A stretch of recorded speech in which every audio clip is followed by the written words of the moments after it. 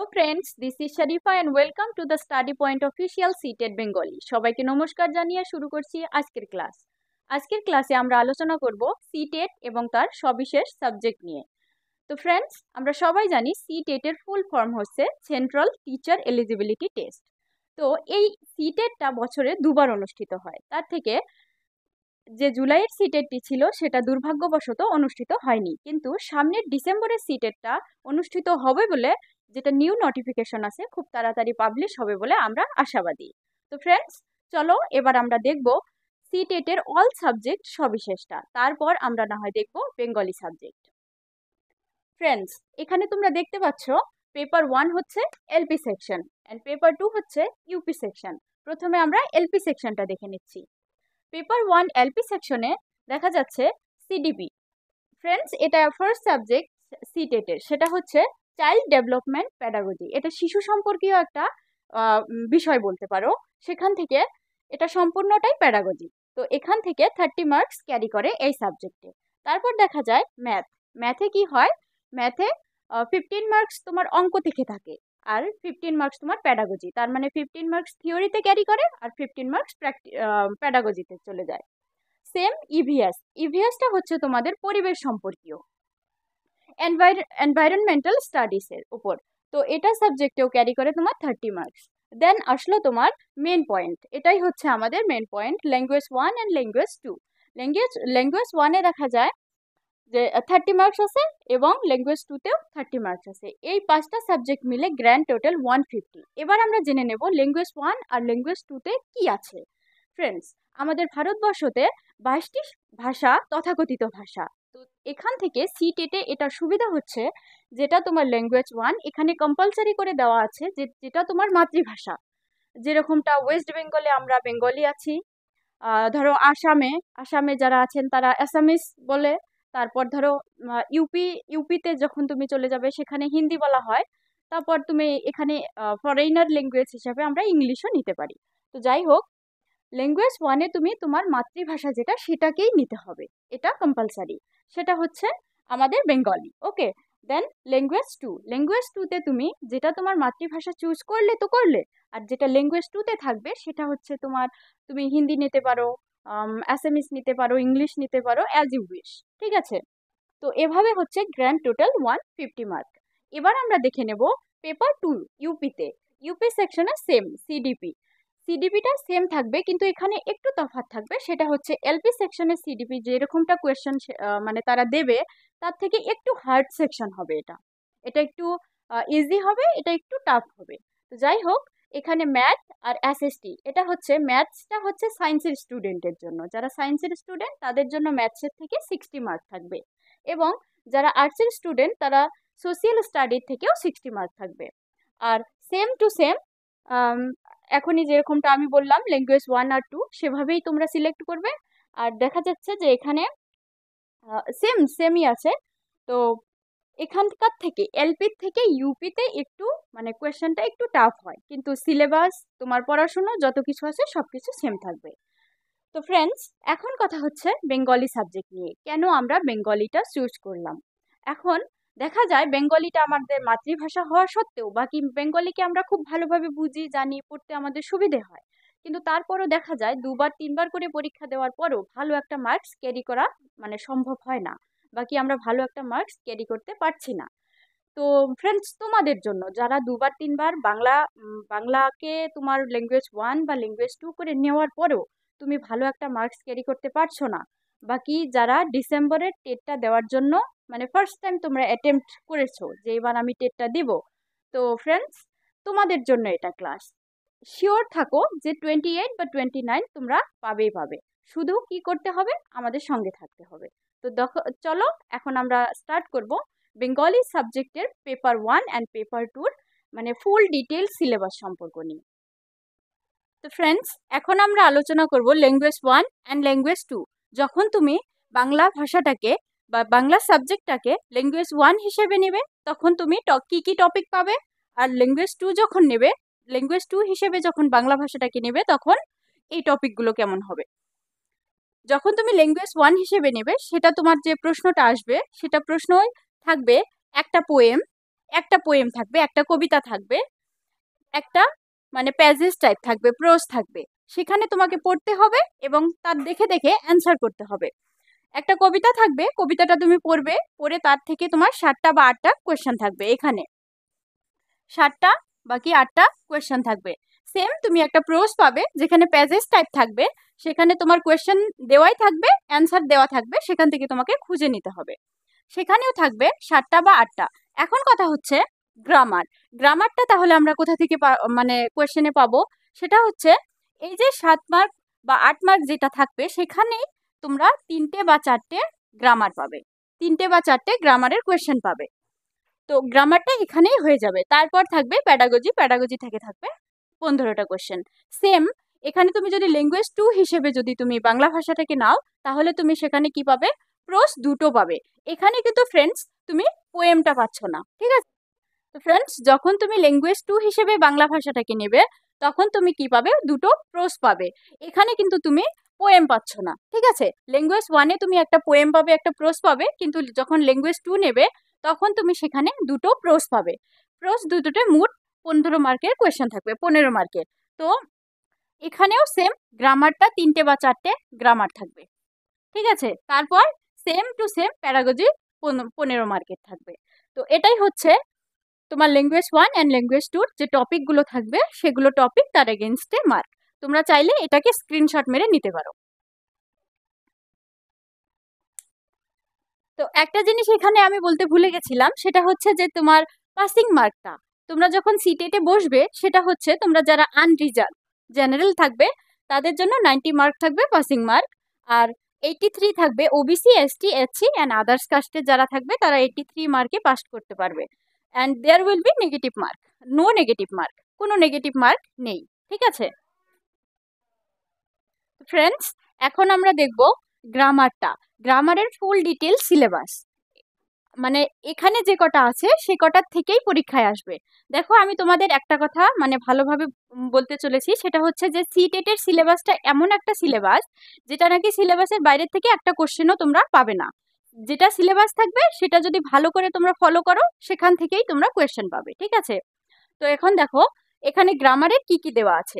এখানে গ্রামারের আছে, ফার্স্টে তোমরা পাবে ক্রিয়ার কাল, যেগুলো আমরা আজকে শুধু টপিকগুলো আলোচনা করব একটু একটু করে, তারপরে আমরা ফুল ডিটেলস আলোচনা করব, ঠিক আছে? এখানে হচ্ছে ক্রিয়ার কাল থাকবে তোমাদের, তারপর থাকবে কারক, তারপর থাকবে সমাস, তারপর সন্ধি বিচ্ছেদ। সন্ধি বিচ্ছেদটা কিন্তু আমাদের পরিচিত একটা মানে গ্রামারের পার্ট বলতে পারো। সেটা হচ্ছে আমরা ছোট থেকে সন্ধিগুলো বিচ্ছেদ করি, ঠিক আছে? আমরা এটা পরীক্ষায় মানে পেয়েই থেকেছি ছোট থেকেই। তারপর হচ্ছে ভাষা, ভাষাতে কি কি আছে? সাধু এবং চলিত ভাষা, সাধু ভাষা কাকে বলে, চলিত ভাষা কাকে বলে, এগুলো তোমাদের দেখতে হবে। তারপর হবে বাক্য পরিবর্তন, বাক্য পরিবর্তনে থাকছে তোমাদের সরল বাক্য, জটিল বাক্য, যৌগিক বাক্য। সেখানে হয়তো তোমার একটা সরল বাক্য দেওয়া থাকবে, সেখানে বলবে যে এটাকে জটিল মানে কোনটা হবে, সেটা তোমাকে চুজ করতে হবে, এরকমটা। তারপর থাকবে শব্দ ভান্ডার, শব্দ ভান্ডারে থাকবে তৎসম শব্দ এবং তদ্ভব শব্দ, এগুলো আমরা পরে ডিটেলড আলোচনা করব। সেম তোমরা পাবে 8 মার্কের পদ, পদে থাকছে তোমরা কয়েকটি পদ আছে আমাদের বাংলাতে, কিন্তু কি হয় পরীক্ষাতে যে কটা পদ থাকবে আমি সেখানে সে কটাই দিয়েছি। সেটা হচ্ছে বিশেষ্য পদ, বিশেষণ পদ, সর্বনাম ও অব্যয় পদ। এ কটার থেকেই যদি এ কটা তুমি দেখো, যে 6, 7, 8 বছরের আমরা কোয়েশ্চেনগুলো অ্যানালাইসিস করেছি, সেখান থেকে আমরা দেখতে পেরেছি এ কটার বাইরে আর মানে অন্য পদ থেকে কোয়েশ্চেন তারা দেয়নি, এ কটার থেকেই দিয়েছে, ঠিক আছে? তারপর হচ্ছে ক্রিয়া, তারপর হচ্ছে সমার্থক শব্দ, প্রতিশব্দ। সমার্থক তো জানোই, সমার্থক শব্দ কোনটা, কাকে বলে, সেরকমটা আর কি। তারপর ছন্দ থাকবে, অলংকার থাকবে এবং বিপরীত শব্দ। যাই হোক, এখান থেকে কয়েকটা আমরা আগের থেকেই জানি, যেগুলো মানে আমাদের বুঝতে অনেক সুবিধা হবে, কিন্তু তারপরও কি করব, আমরা এগুলোকে ফুল ডিটেল ভালোভাবে আলোচনা করব। এরপর আমরা জেনে নেব যে হচ্ছে তোমার প্যাডাগজির থেকে কি কি থাকবে, ঠিক আছে? এবার আমরা দেখলাম গ্রামারের ভিতর, এটা হচ্ছে আমি তোমাদের আরেকটা মানে ভালো করে বলতে চলেছি, সেটা হচ্ছে যে গ্রামারের ক্ষেত্রে কি হয়, আমরা স্টুডেন্টরা কখনো কখনো ভাবি যে গ্রামারের 3টে 4টে মার্ক তো হয়ে যাবে, তুক্কা মেরে দেবো, না এটা করা যাবে না। বাকি আমরা যারা বেশি পড়াশুনো করি, তারা কি করি, যে ফুল গ্রামার বইটা নিয়ে বসে পড়ি, যে দেখবো গ্রামার কোথা থেকে দেয়, আমি সেখান থেকেই অ্যান্সার করব। তখন কি হয়, আমাদের সময়টা একটু অপচয় হয়, ঠিক আছে? এবার আমরা যখন দেখলাম যে গ্রামারের এই কটার থেকেই আসে, আমরা অ্যানালাইসিস করে দেখেছি এই কটার থেকেই আসে। তো আমাদের তো লোডটা কমে গেল, এদিক থেকে আমরা যে অবহেলাটা করছি যে 3-4টে মার্ক তো মানে তুক্কা মেরে দেবো হয়ে যাব, সেটাও করা যাবে না, মানে শর্টকাট আমরা পড়ে নেব। সেটার জন্য দেখো ফ্রেন্ডস, আমি আছি একদম শর্টকাট ভালোভাবে বুঝিয়ে দেব, যেখানে নাকি তোমার 3-4 মার্কও অনেক দরকারি হবে, ঠিক আছে? তো ফ্রেন্ডস, এখন আমরা আলোচনা করব প্যাডাগজি সিলেবাস নিয়ে। ফুল ডিটেল এখানে সিলেবাসটা আছে। আজকে আমরা টপিকগুলো দেখে নেব, তার বিষয়ে একটু একটু জেনে নেব, তারপরে আমরা এগুলো একটা একটা করে একটা একটা লেসন ভাবে ফুল ডিটেলড আলোচনা করব, ঠিক আছে? আজকে আমরা দেখে নিচ্ছি প্যাডাগজি ফুল সিলেবাসে এগুলোতে কি আছে। ফার্স্টে তোমরা পাবে, ফার্স্ট লেসন হচ্ছে ভাষা শিখন ও ভাষা আয়ত্তীকরণ। এখানে ভাষা শিখন বলা হয়েছে ও আয়ত্তীকরণ বলা হয়েছে। তো ভাষাটা তো আমরা জানি, যেটা বলছি ভাষা, কিন্তু শিখন ও আয়ত্তীকরণ কাকে বলে? ফ্রেন্ডস, এখানে হচ্ছে শিখনটা মানে হচ্ছে তুমি যেটাকে শিখছো সেটাকে বলে শিখন, আর এটাকে বলা হচ্ছে আয়ত্তীকরণ, যেটা তুমি আয়ত্ত করবে। আমি ভালো করে বলছি, সেটা হচ্ছে যে ভাষা শিখনটা হচ্ছে কি, যেটা তুমি ভাষা শেখার জন্য আগ্রহ করছো, বাকি সময় খরচ করে একটা বিষয় তুমি শিখছো, সেটাকে বলবে ভাষা শিখন, যেটা তুমি শিখছো। আর হচ্ছে ভাষা আয়ত্তীকরণ, আয়ত্তীকরণটা হচ্ছে তোমার অটোমেটিক চলে আসে, প্রকৃতিগতভাবে তুমি ওটাকে আয়ত্ত করে ফেলো। যে যেরকমটা তুমি একটা কথা জানো না, কিন্তু দেখা গেছে 8জন বা 10জন মানুষের থেকে তুমি হঠাৎ করে যে কোনো একটা কথা শিখে ফেললে, এটা কিন্তু তুমি সময় খরচ করে বা আগ্রহ করে কারো কাছ থেকে শিখতে যাওনি, সেখান থেকে তুমি অটোমেটিক জিনিসটা পেয়ে গেছো। যেরকমটা বাড়িতে যদি একটা ছোট বাচ্চা থাকে, তাহলে কি হয়, ছোট বাচ্চাটা তো বড়দের ভাষা শুনতে শুনতে এর অটোমেটিক একটা আয়ত্ত করে ফেলে, আয়ত্ত করে তাই সে ভাষা শিখে। তারপর ভাষা শিখন যদি একটা ছোট বাচ্চার ক্ষেত্রে তুমি বলতে যাও, সেটাই সেরকমটা কিরকম হবে, যে ছোট বাচ্চা একটা বাড়িতে থাকতে থাকতে অটোমেটিক যেগুলোকে শুনেছে সেগুলোকে কি আয়ত্ত করেছে। আর যখন একটু বড় হলো তখন তাকে স্কুলে দেওয়া হলো একাডেমিক শিক্ষার জন্য, যে স্কুলে দেওয়া হলো, সেখানে গিয়ে যে একাডেমিক একটা শিক্ষা সে গ্রহণ করতে যাচ্ছে, সময়টা ব্যয় করছে, সেটা শুনতে যাচ্ছে, পড়তে যাচ্ছে, শিখতে যাচ্ছে, সেটাকে বলে ভাষা শিখন। গেল। তো 2 নাম্বারটা হচ্ছে ভাষা শিক্ষাদানের নীতি। তো আমরা জানি, আমরা যতগুলো কাম কাজ সকাল থেকে রাত্রে শোয়া অবধি আমরা একটা নিয়মের মধ্যে দিয়ে চলি, ঠিক আছে? তো একটা জীবনের যদি নিয়ম নীতি থাকে, নিশ্চয় মাতৃভাষা শিক্ষাদানেরও অনেক নীতি বা নিয়ম আছে, সেগুলোকে আমরা পরে ডিটেল আলোচনা করব। তারপর 3 নম্বরে তোমরা পাচ্ছ ভাষার বৃত্তি, শ্রবণ, কথন, পঠন ও লিখন। ভাষার বৃত্তি হচ্ছে যে শ্রবণ, কথন, পঠন ও লিখন। এই যে আমি বলছি, এটাকে বলছে কথন। যে কোনো মাধ্যম, ভাষার যে মাধ্যম বলতে পারো তুমি, সেটা হচ্ছে যে কথন, আমি যেটাকে বলছি। আর শ্রবণ হচ্ছে আমি যে বলছি, তোমরা যে শুনছো, শুনে শুনে শিখছো, এটাকে বলবে শ্রবণ। তারপর পঠন বা লিখন, লিখন তোমরা যখন একটা বই পড়বে, সেটা লিখিতভাবে বইটা থাকবে, আর তোমরা যখন পড়বে পঠন, সেটাকে বলবে পঠন। তো এটাই হচ্ছে ভাষার বৃত্তি, যে কথন বা শ্রবণ, কথন, পঠন ও লিখন। আমরা বিস্তৃতভাবে পরে আলোচনা করব। এখন আছে ভাষা শিক্ষণে ব্যাকরণের ভূমিকা। যে কোনো বস্তুতে অন্য একটা বস্তু প্রয়োগ করলে সেটা বেশি মধুর হয়। হ্যাঁ, তো এখানেও বলা হয়েছে ভাষাতে, ভাষা তো একা একাই চলতে পারবে না, নিশ্চয়ই কোনো উপকরণ এগুলোকে মিশিয়ে গুছিয়েই আমাদের ভাষা হয়। তো সেরকমটা ভাষা শিক্ষণে ব্যাকরণের ভূমিকা, ব্যাকরণটা ভাষাতে কিভাবে জায়গা একটা দখল করেছে, বা ভাষাতে ব্যাকরণের কিভাবে একটা ভালো ভূমিকা আছে, ভাষাতে ব্যাকরণকে আমরা কিভাবে প্রয়োগ করি, ব্যবহার করি, এটাই বলতে চাচ্ছে। তো এটা আমরাও পরে ভালো করে দেখে নেব। তারপর নাম্বার 5-এ আছে বৈচিত্র্যময় শ্রেণীকক্ষে ভাষা শিক্ষণ। এবার আমরা বুঝে নেব, এখানে আমরা জানি শ্রেণীকক্ষ কাকে বলে, ভাষা কাকে বলে, শিক্ষণ কাকে বলে, আমরা সবকিছুই জানি, কিন্তু এখানে কথা হচ্ছে বৈচিত্র্যময়টা কি। হ্যাঁ, বৈচিত্র্যময় হচ্ছে মাল্টিলিঙ্গুয়াল, মানে একটা ক্লাসে শুধু একরকম ছাত্রছাত্রী থাকে না, বা একটা জাতির থেকে ছাত্রছাত্রী থাকে না, অনেক ভাষার থেকে আসে। যেরকমটা হয়তো কেউ অনেক স্টুডেন্টের, মানে সবাই তো আর বাড়িতে বাংলা বলে না, ঘরোয়া ভাষা থাকে, বাংলা বললেও ঘরোয়া ভাষা তাদের নিজস্ব থাকে। তো দেখা যায় যে 25জন বা 30জন স্টুডেন্ট থাকলে সেখানে কমসে কম 5-6 রকমের ভাষা দেখা যায়।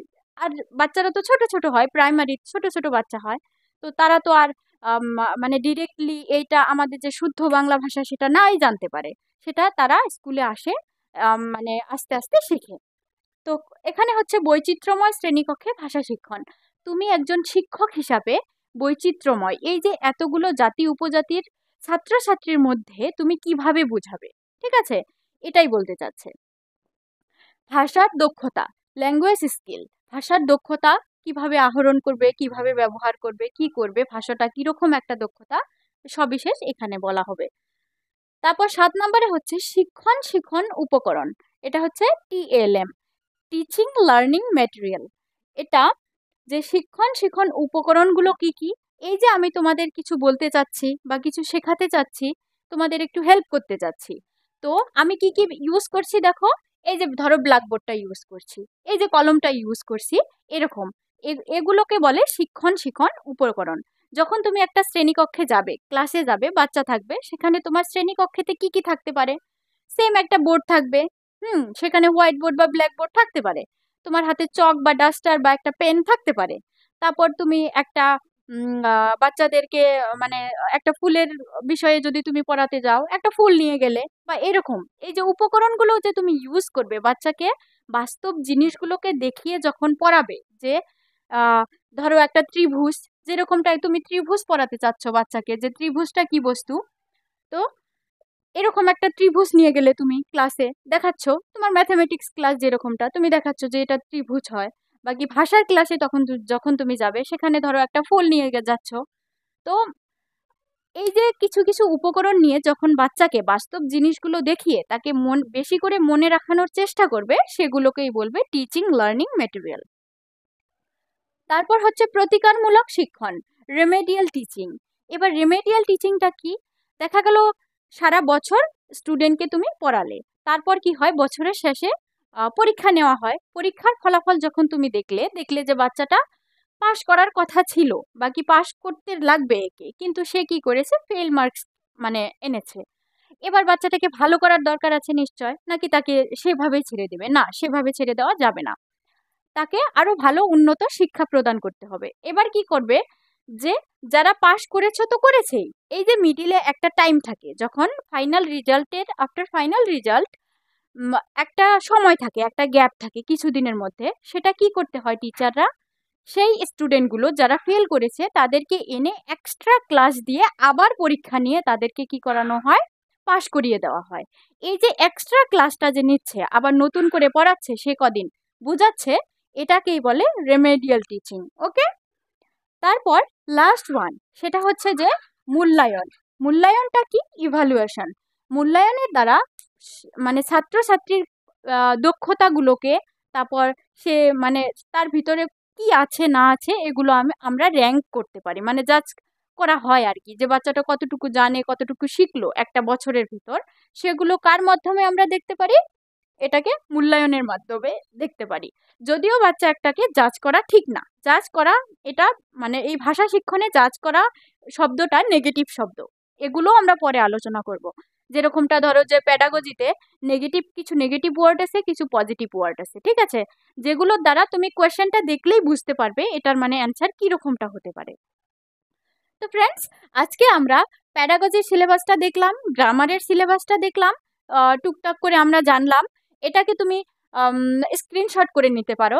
তো যাই হোক, এগুলো আজকে আমরা শিখে নিলাম। এরপরে কি করব, আমরা একটা একটা করে লেসন, যেরকম আমরা একদিনে ভাষা শিখন ও ভাষা আয়ত্তীকরণ ফুল ডিটেইলটে জানবো, প্লাস 6-7 বছর বা 8-10 বছরের যে কোয়েশ্চেনগুলো আছে, এর থেকে কি কি কোয়েশ্চেন এসেছে বা কি টাইপের কোয়েশ্চেন আরো হতে পারে, নতুন নতুন কোয়েশ্চেন প্যাটার্ন কি কি হতে পারে, আমরা সব ফ্রেন্ডস অ্যানালাইসিস করেছি তোমাদের জন্য।